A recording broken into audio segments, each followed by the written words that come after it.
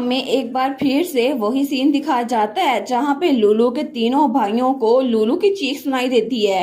तो तीनों ही खिड़की के पास आते हैं। वो सोचते हैं ये तो लुलु की आवाज है ना, लेकिन वहां पर लुलु वो तो कुछ कहने की कोशिश कर रही थी। तो तभी वो तो बड़ा खुश होते हुए कहती है वाओ परफेक्ट, ये तो बिल्कुल परफेक्ट बना है ना। और उसके हाथ में एक छोटी सी पिल थी। तो उसके तीनों भाई वो तो हैरान रह गए थे। वो कहते हैं क्या ये इसलिए चीख रही थी क्योंकि ये खुश थी? तो लुलु कहती है ये कैसा है, मुझे लगता है मैंने इसमें हनी ऐड किया है ना, तो ये बेटर है ना। लास्ट बैच तो थोड़ा स्टिफ था। तो वो दोनों डॉक्टर्स कहते हैं एज एक्सपेक्टेड यंग लेडी, आप तो बहुत ही ज़्यादा टैलेंटेड है। वो दोनों तो फायर अप हो गए थे। वो कहते हैं ये तो लिजेंडरी मेडिसिन है जो कि पहले गुम हो चुकी थी। हमारी लुलु कहती है नहीं नहीं, मैं इतना भी ग्रैंड काम नहीं कर रही। लेकिन लुलु के तीनों भाई वो स्माइल करते हुए सोचते हैं हमें नहीं पता हो क्या रहा है, लेकिन लुलु तो आज भी बहुत ज़्यादा क्यूट लग रही है। तो तब थोड़ी देर बाद हमारी लुलु वो वहां पर वो मेडिसिन लेकर आती है जो उसने खुद बनाई थी। लेकिन जब वो दरवाजा खोलती है ना तो वहां पे उसके तीनों भाई थे। वो कहती है आप तीनों भी यहीं पर है? तो एरिस कहता है ये ट्रे मुझे पकड़ा दो सिस्टर। वो कहती है ठीक है थैंक यू, लेकिन क्या आप सब ग्रैंडपा से मिलने के लिए आए हैं? तो तीनों के मुंह बंद हो गए थे। तीनों इस बात को मानते नहीं है कि वो अपने ग्रैंडपा से मिलने के लिए आए थे। तो तब इक्सियोन कहता है आखिर मुझे उस ओल्ड मैन के बारे में फिक्र क्यों होगी? तो उसका बड़ा भाई इजियोन कहता है एब्सोल्युटली नहीं, मैं तो उससे मिलने के लिए नहीं आया। तो एरिस भी कहता है नहीं नहीं, मैं भी नहीं मिलने के लिए आया। हमारी लुलु सोचती है मैं देख सकती हूँ कि सारे इस बात से मना कर रहे हैं, लेकिन ये बात सच नहीं हो सकती है ना। ये लोग यहाँ पर सिर्फ इसीलिए जमा है क्योंकि इनको ग्रैंडपा की फिक्र हो रही है।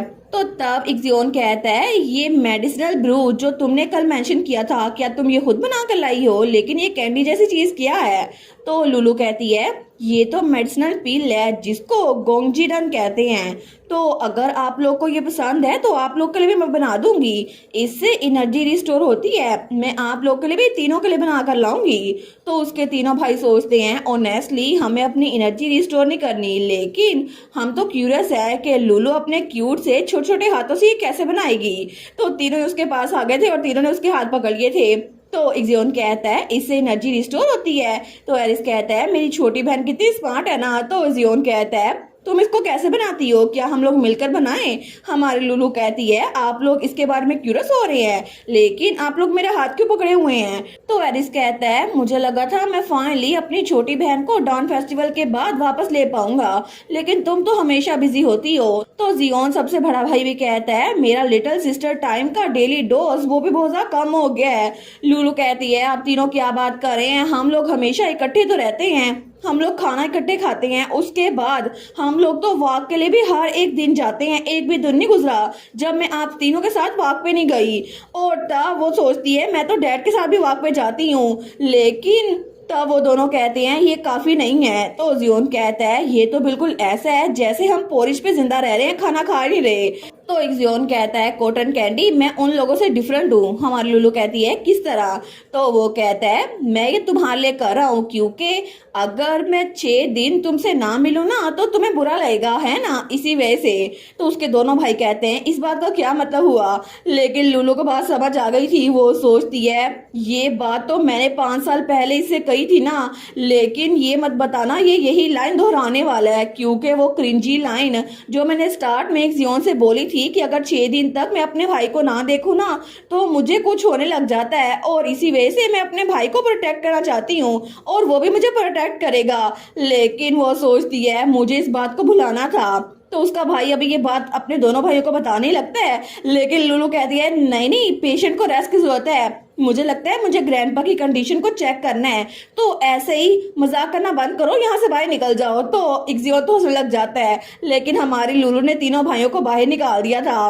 वो सोचती है ये कितना क्लोज था ना, मैं तो अभी चलती फिरती क्रीम मशीन बनने वाली थी, लेकिन मेरे भाई तो मुझे बिल्कुल वेंडिंग मशीन की तरह ट्रीट करते हैं। मेरे बारे में क्या, मेरे बारे में क्या, कम अज कम मुझे अपने भाई का मुंह तो बंद करना था। और तब वो ट्रे उठाकर ग्रैंडपा के पास जा रही थी, लेकिन फिर भी वो अपने ग्रैंडपा के लिए फिक्रमंद थी। वो सोचती है अभी तक ग्रैंडपा उठे क्यों नहीं है, जब से वो कोलैप्स हुए हैं ना, मैं तो उनके बारे में बहुत ज्यादा फिक्रमंद हूँ।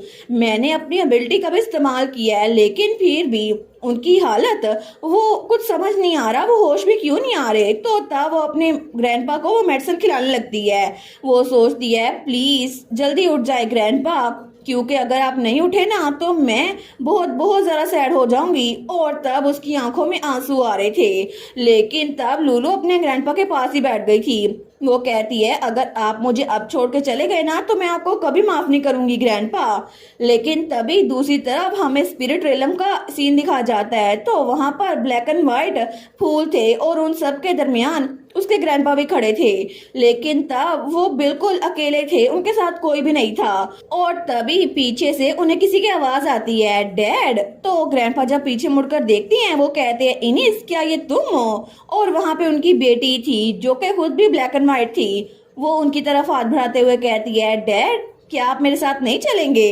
तो उसका डैड उसकी तरफ देखता है और तब वो स्माइल करते हुए कहता है बिल्कुल मैं तुम्हारे साथ चलूंगा। फाइनली तुम मुझे लेने के लिए आ ही गई, मैं तुम्हारे पास आ रहा हूँ। लेकिन तब वो अपनी बेटी की तरफ जा रहे थे और उनकी बेटी वहीं पर खड़ी उनकी तरफ हाथ बढ़ाए हुए थी। और उसी वक्त उनकी शर्ट को पीछे से कोई पकड़ता है, तो ग्रैंडपा वहां पर रुकते हैं। वो सोचते हैं क्या, जब वो पीछे देखती हैं तो वहां पर किसी बच्ची ने उनकी शर्ट पकड़ी हुई थी जो कि हमारी लुलु ही थी। तो तब उसके हाथ कांप रहे थे। तो ग्रैंडपा वो थोड़े हैरान थे, जब वो लुलू के देखते हैं तो लुलू की आंखों में आंसू थे। वो रोते हुए कहती है प्लीज ग्रैंडपा मुझे छोड़ के मत जाएं। और उसकी आंखों में उसके ग्रैंडपा का अक्स नजर आ रहा था। वो सोचता है अरे हाँ, वो कहता है मुझे माफ कर दो इनिस, लेकिन मैं इतनी छोटी बच्ची को रोते हुए छोड़कर तुम्हारे पास कैसे आ सकता हूँ? वैसे भी मैं अपनी पूरी लाइफ एक बुरा ग्रैंडफादर बन के रहा था, इसी वजह से मैं चाहता हूँ कि ये बच्ची रोना बंद कर दे।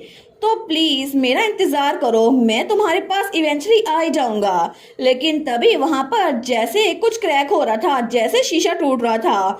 तो तब वहां पर ग्रैंडपा जब पीछे मुड़कर देखते हैं तो उसी पल वो शीशा बिल्कुल टूट चुका था और पीछे सिर्फ नदी रह गई थी और कलर्स आ गए थे। तो ग्रैंडपा तो बहुत ज्यादा हैरान थे। जब वो दूर देखते हैं ना तो उनकी बेटी की जगह वहां पे ग्रीम रीपर खड़ा था, लेकिन तभी वो अंधेरा उनसे दूर हो रहा था और तभी उनके हाथ में एक चेरी ब्लॉसम आके गिरता है।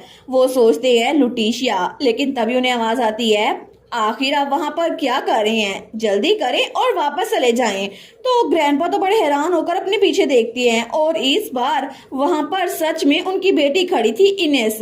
तो ग्रैंडपा स्माइल करते हुए कहती हैं ये सच में तुम हो है ना इनेस, फाइनली मैं तुमसे मिल पाया। तो इनेस हमारी हीरोइन की मॉम कहती है ऑनेस्टली आपने मेरी बेटी को रुलाया है, अगर आप नहीं चाहते ना कि मेरी बेटी और रोए तो प्लीज अभी वापस लौट जाए, क्योंकि अगर आपने मेरी बेटी को रुलाया तो मैं आपको माफ नहीं करूंगी। और इसी के साथ ये वाला पार्ट यहीं पर ख़त्म। तो आप लोग बताइएगा आप लोग को ये पार्ट कैसा लगा, और वीडियो को लाइक और चैनल को सब्सक्राइब लाजमी कीजिएगा। बाकी वीडियोस का लिंक भी स्क्रीन पर नज़र आ रहा होगा, तो काइंडली उनको भी चेकआउट कर ले। और thank you so much for watching my videos. Stay safe, bye bye.